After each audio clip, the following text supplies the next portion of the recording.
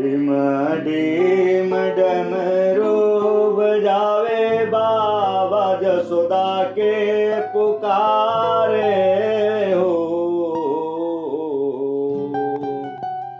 डिम डिम डमरू बजावे बाबा जसोदा के पुकारे लाओ। मैया हमें आपन ललना दिखावहु, हरिहर में लावहु।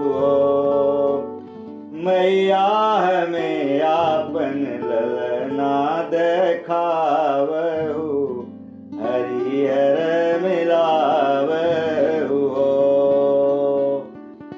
हम आपन ललना ना दिखाए बिना बहरा ले आए बहो।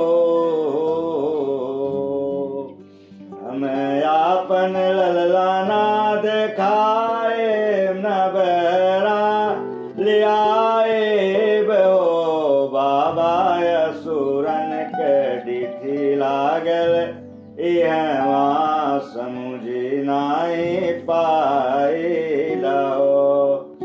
बाबा असुरन के डिठी लागल इहवा समुझी नाई पाइलो।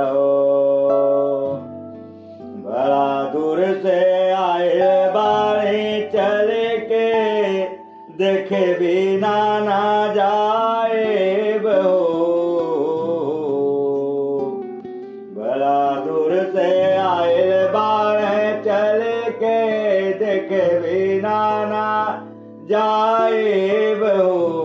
मैया डम डम डमरू बजाइब लाला के रिझाइब हो।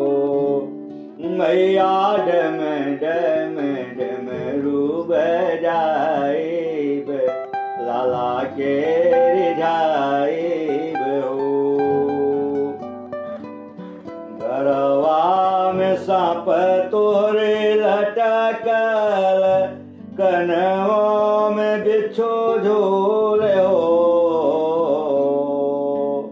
गरवा में सांप तोरो लटकल, कनवा में बिच्छू झूल हो। बापा जटा जूट भेसवा भयंकर, देखत लल्ला डरी जइयो। बाबा जटा जूट भेसवा भयंकर, देखत लल्ला डरिहन हो।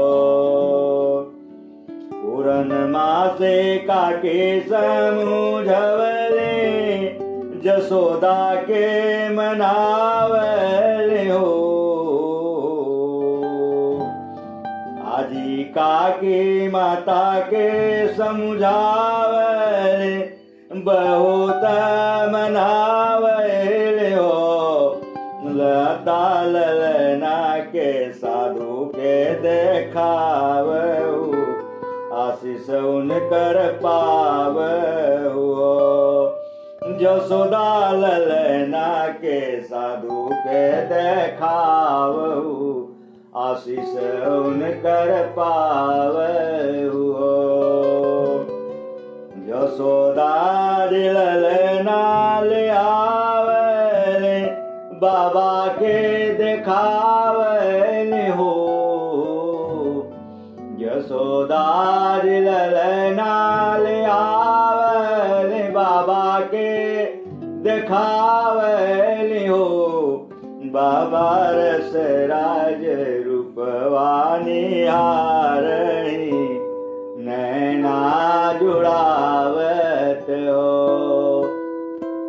बाबा रस राज रूपवानी हारणी, नैना जुड़ावत हो। डिम डिम डमरू बजावे बाबा जसोदा पुकारे हो।